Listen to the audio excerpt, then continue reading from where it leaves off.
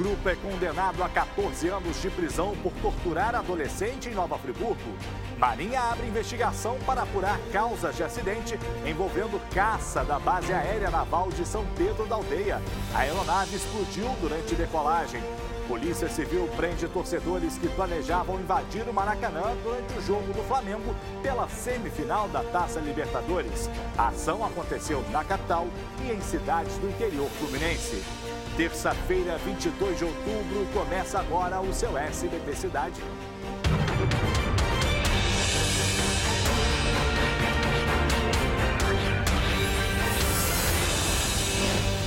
Boa noite, meu amigo, minha amiga. Bem-vindo, bem-vinda a mais uma edição do nosso programa que vai até encontrar com o SBT Brasil com os fatos que são destaque em todo o estado do Rio de Janeiro. A gente abre a edição de hoje falando da operação da Polícia Civil que prendeu torcedores que planejavam invadir o Maracanã durante o jogo do Flamengo pela semifinal da Taça Libertadores amanhã. Na ação, 2 pessoas morreram e um passageiro de um ônibus foi atingido por uma bala perdida nas proximidades do Jacarezinho. Além da capital, houve prisões também nas cidades de Teresópolis e Cabo Frio, no interior do estado. Veja só. Por volta das 6 horas da manhã, as equipes começaram a deixar a cidade da polícia, no Jacarezinho. Até um blindado foi usado na ação. Na chegada a alguns pontos da operação, criminosos efetuaram vários disparos. Esse ônibus que passava na Avenida Dom Helder Câmara, na altura do Jacarezinho, teve os vidros atingidos por 2 tiros. Os passageiros ficaram apavorados. Eles afirmaram que pelo menos um passageiro foi atingido pelos estilhaços de vidro. Ele vazou, o tiro entrou aqui e saiu ali. Na comunidade da Cidade Deus, os agentes conseguiram prender um dos alvos. Trata-se de Caio Costa Lira. Ele seria um dos torcedores que estavam orquestrando essa invasão no estádio do Maracanã na hora do jogo. Em Manguinhos, os agentes conseguiram prender esse rapaz, identificado como Pedro. Ele não resistiu à ação dos agentes. As investigações foram feitas pela 18ª DP da Praça da Bandeira, que levantou que torcedores do Flamengo estavam orquestrando por redes sociais uma verdadeira onda de terror para serem cumpridas no estádio do Maracanã. Essas denúncias foram feitas à Justiça e o GCRIM expediu 27 mandados de prisão temporária e 89 intimações contra esses suspeitos. Desafiaram o tempo todo a polícia, falando que ninguém ia impedir, que podia vir a Polícia Civil, Polícia Militar, COR, IBOP, o que viesse, que eles iriam invadir de qualquer forma. A polícia teve acesso a 2 áudios de torcedores do Flamengo ridicularizando torcedores do Grêmio e fazendo ameaças. Porra, você invadiu o visitante, filho. Tu vai ver só falando merda no jornal, filho. Foi todo mundo roubado e vão voltar de cueca pro sul, filho. Até às 8h30 da manhã, 12 suspeitos já tinham sido presos. 2 pessoas foram baleadas no Jacarezinho. Pelo menos uma outra pessoa morreu em confronto em Manguinhos. A gente precisa disso aí, de ações de inteligência, de investigação para evitar o pior, né? A gente vê muito a polícia combatendo o crime que acontece. Nesse caso aí, foi evitado um crime, mas infelizmente, né, a troca de tiros em comunidades é inevitável, né? Bandido sempre recebe as polícias a tiros e aí acabou tendo vítimas. E as pessoas que são inocentes estão ali na mira, no fogo cruzado. Inocente no ônibus ali baleado, né? Que tristeza essa situação. Imagens de câmeras de segurança flagraram um assalto em Niterói, na região metropolitana do Rio de Janeiro. Olha só no vídeo aí que roda para você. Há 2 homens em uma moto passeando e logo depois o carona desce e aborda um carro de uma família. Olha aí nas imagens, gente, é possível ver ali o desespero do homem ao correr para remover as 3 crianças do veículo. Olha que situação triste. Antes que ele fosse levado, né? O carro ali poderia ter se levado com as crianças.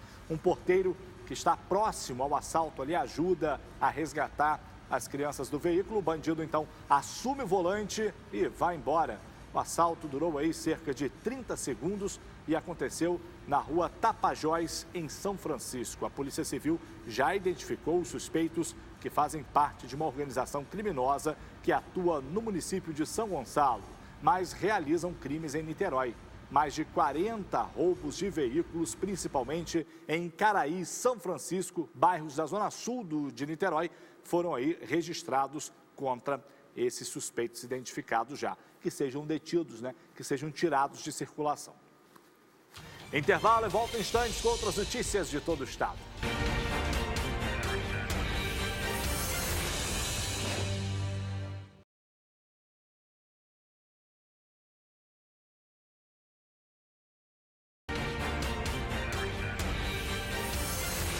É o Interior Fluminense com a gente, aquele abraço especial, você que está na região norte e noroeste aí, muito bom ter você de São Fidélis, Campos, Goitacazes, São João da Barra, aquele abraço carinhoso. E olha, uma operação do Ministério Público Estadual cumpriu hoje em Nova Friburgo mandados de busca e apreensão em endereços ligados aos proprietários de uma casa de prostituição lá da cidade. De acordo com as investigações, os denunciados são responsáveis pela administração de uma boate que mantém quartos com camas de casal e banheiros, isso no segundo andar, onde ali, mediante pagamento, os frequentadores têm relações sexuais com as mulheres que trabalham neste local. Segundo os investigadores, os programas variavam de 500 de 150 a 800 reais. Está aí essa ação do Ministério Público em Nova Friburgo. E por falar em casa noturna, o nosso assunto agora é o depoimento de mais um funcionário da boate 4x4 que pegou fogo no centro do Rio de Janeiro. Pois é, matando 4 bombeiros. Isso aconteceu na sexta-feira da semana passada. Ainda serão ouvidos aí pelo menos 3 bombeiros. Põe no ar. Agentes da Defesa Civil fizeram uma nova vistoria e constataram que o 4º andar do prédio corre o risco de desabar. De acordo com a perícia feita no fim de semana, o fogo começou nesse local, onde funcionava um depósito de materiais descartáveis. A área da boate não foi atingida. 4 bombeiros morreram durante o combate às chamas. Este promotor contou que a casa noturna havia tomado precauções depois de um princípio de incêndio há 3 semanas.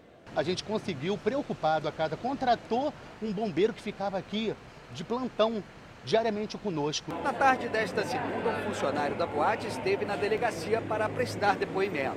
A polícia agora quer ouvir os bombeiros que participaram do combate ao incêndio e socorreram os colegas que morreram. Os depoimentos podem ajudar os investigadores a esclarecer o que de fato provocou a morte dos agentes. Informações preliminares apontam que eles foram asfixiados pela inalação da fumaça. Uma das hipóteses é que o ar respirável dos cilindros tenha acabado antes que eles conseguissem chegar à saída. Mas 4, está muito estranha essa história, a gente precisa de respostas. 2 criminosos, um deles armado, assaltaram hoje pela manhã um posto de combustíveis no Parque Leopoldina, em Campos dos Goitacazes. De acordo com a polícia, os criminosos, eles renderam o gerente do posto e levaram aproximadamente R$500 que estavam em um malote na mesa do escritório. Os assaltantes acabaram fugindo. E a Marinha do Brasil informou que iniciou uma investigação para poder apurar as causas do acidente envolvendo um caça da Base Aérea Naval de São Pedro da Aldeia, na região dos Lagos. A aeronave, ela pegou fogo e explodiu em seguida ontem durante um procedimento de decolagem, conforme a gente noticiou aqui. Apesar do susto, o piloto, que não teve a identidade divulgada, não sofreu ferimentos. De acordo com a Marinha, as investigações serão concluídas em até 6 meses. Agora a gente vai ver outras notícias pelo estado. Põe no ar. O Tribunal de Justiça do Rio condenou um grupo de traficantes a 14 anos de prisão por ter torturado uma adolescente em fevereiro de 2017 no bairro Alto de Olaria, em Nova Friburgo. A ação foi filmada e postada nas redes sociais. De acordo com a acusação, as agressões foram cometidas porque a vítima devia dinheiro à organização criminosa. Em Campos dos Goitacazes, no norte fluminense, 2 agentes penitenciários são acusados de facilitar a entrada de quentinhas com churrasco para um empresário preso no presídio Carlos Chinoco da Fonseca. Nas quentinhas foram encontrados cerca de 5 quilos de churrasco prontos para consumo, além de 3 quilos de carne crua. Uma motociclista ficou ferida após ser atingida por um ônibus na saída do bairro Areal, na manhã de hoje em Angra dos Reis. A vítima foi socorrida e levada para o Hospital Geral da Japuíba. As causas do acidente ainda são desconhecidas. A Polícia Rodoviária Federal prendeu um homem de 51 anos transportando mais de 1 tonelada de palmito sem nota fiscal na BR-101, na altura de Paraty. O homem foi encaminhado à delegacia por suspeita de crime fiscal.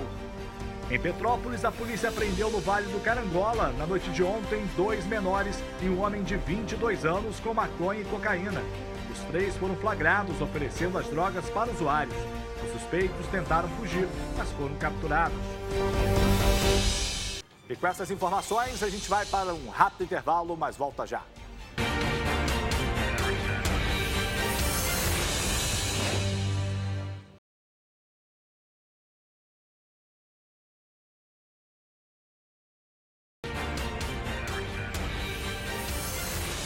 Seguimos para todo o interior fluminense, a gente volta nessa aqui, começou agora há pouco no Teatro Municipal Laércio Rangel Ventura, em Nova Friburgo, a 9ª Semana Nacional da Ciência e da Tecnologia, intitulado Bioeconomia, Diversidade e Riqueza para o Desenvolvimento Sustentável. O evento, que é aberto ao público, conta aí com a participação de 25 órgãos e instituições. A maior parte aí das atividades vai acontecer na Praça Demerval Barbosa Moreira, que fica no centro da cidade, de 9 da manhã até as 7 da noite. Isso na Caravana da Ciência e da Fundação CCIERJ, né? Caravana da Ciência da Fundação CCIERJ, que está lá numa carreta montada, né? O veículo ele vira um palco, onde o público vai poder conferir exposições de projetos científicos e tecnológicos, além de mesas redondas, palestras, jogos educativos e também shows musicais. Muito bacana essa semana aí acontecendo em Nova Friburgo.